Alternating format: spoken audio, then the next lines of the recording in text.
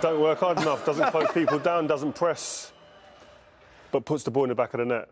He does the hardest thing that you can do in the game. Everyone tries to be that guy that does that at the critical moments. He steps up any time, any stadium, any country, any place, biggest moments, he's there to deliver. It's just mind-boggling. There aren't any words anymore that we can say about this guy that would justify the way that he puts the ball in the back of the net and just arrives on the big occasions and delivers. And that is brilliant, and he is amazing. But the way Manchester United are playing at the moment, it's a good job he's there because they need him to do that. Yeah, other than Saturday, we played all right Saturday, Jake. Tonight, again, was a little bit messy. It felt, as soon as Varane went off, it just felt... I know they were already 1-0 down, but when he went off, it just seemed to go all over the place again, a little bit, really shaky. Quality in the middle of the pitch wasn't great again, giving the ball away far too often. Maguire...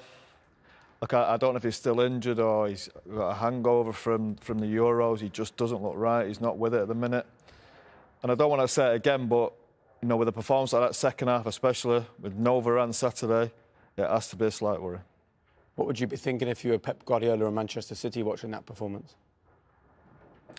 You think you'll have a good chance of winning.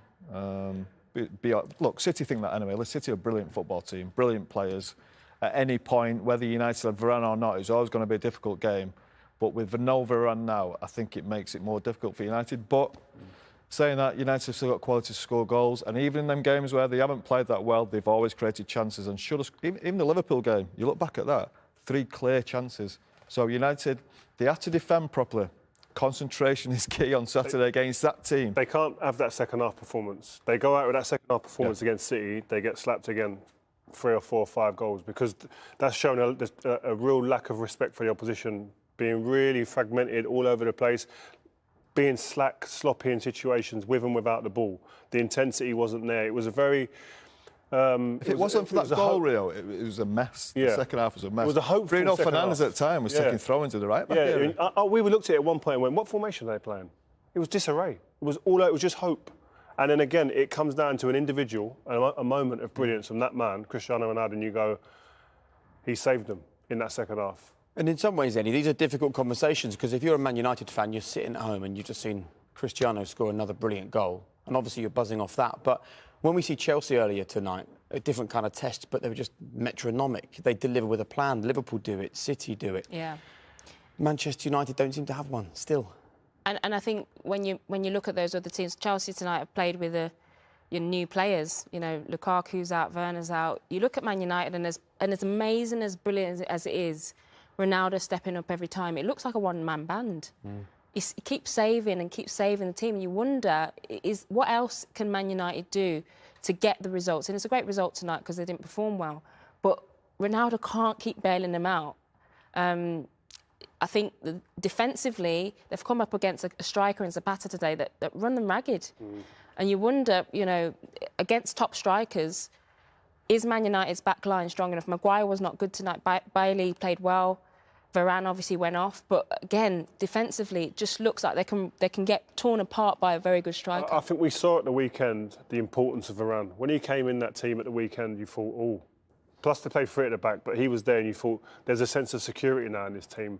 He covers both sides very, very well. We're going to go through the goals, but as soon as he went off that pitch, they just looked so shaky, a complete lack of confidence. Then they changed the system as well, went to a 4. And then it just looked like, wow, they could get through this team at any point. And it went back to type, which we've seen from the beginning of the season, where you think they're easy to play against, they're lacklustre without the ball, and they're going to concede chances, if not more goals. And again, they were fortunate not to concede any more, and then the great man steps up.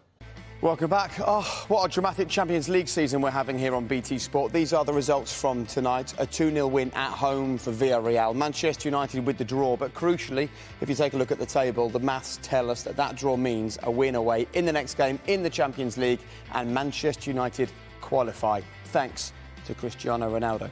He's with Des. Cristiano, congratulations. What a fantastic finish to the game. You've rescued it again. Well, it was a difficult game. I know that when we play in Bergamo against Atalanta, it's always difficult. But we believe until the end. And I helped my team to do it 1 point, and I'm so happy. We saw that character. You never give up, do you? Exactly. We never give up. We believe until the end.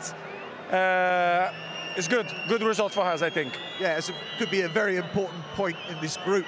But in the first half, you're missing a lot of tempo, some sloppy balls, but then it all came together for the first goal. Yeah, in the beginning was tough. We knew that Atalanta will do with a lot of pressure.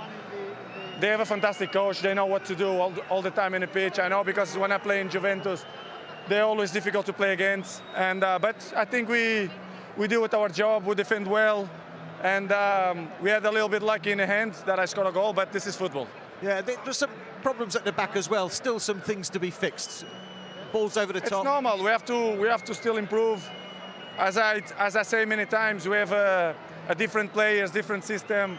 The football is different. We have to adapt with each other, but we'll take time. So, in my opinion, we have time to improve and to be better.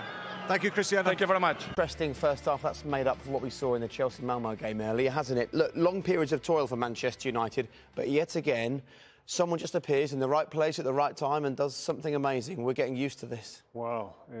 What more can you say about this guy, what he does? He just turns up in the club, the team's in need, and you're looking for a moment. But this isn't just about him. This is about three players who are going to get highlighted in a minute. But Fernandes, the ball into Ronaldo, and then this is when it gets to Greenwood, it zips up. The pace of the play just goes up a notch. Bang, straight in there. Beautiful touch, layoff, and then there he is, the man that does that in his sleep.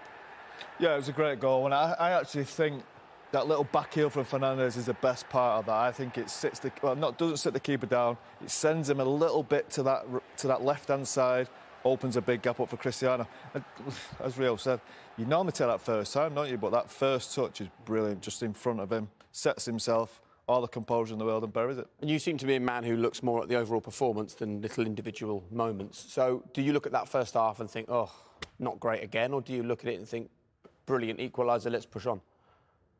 Probably not great again. Yeah. A little bit sloppy at times, I think. I think you'll see from their goal. I think Bailly gets caught. I think obviously the keeper could do a lot better as well. But there's been a lot of mistakes in that half. I don't think Paul Pogba will be particularly enthralled with his performance of giving the ball away a lot, really. And that goal's probably made him survive for the second half. But as you see here, you see Bailly gets caught. He tries to read it in there, losing possession. And Sabas has been a real handful. Really good cutback through Shaw's leg. I know there's a little bit of suspicion offside with the lad going in front of him, but I don't think it is. The keeper should save it. I think McTominay's touch there is the thing that shifts Bailey. I think that they get fortunate with that touch, but from this point on, it's a great goal, isn't it? Great finish. It's a great finish from Milicic. I agree. I think De Gea has to do better there, but there's a question mark there whether he gets a bit distracted.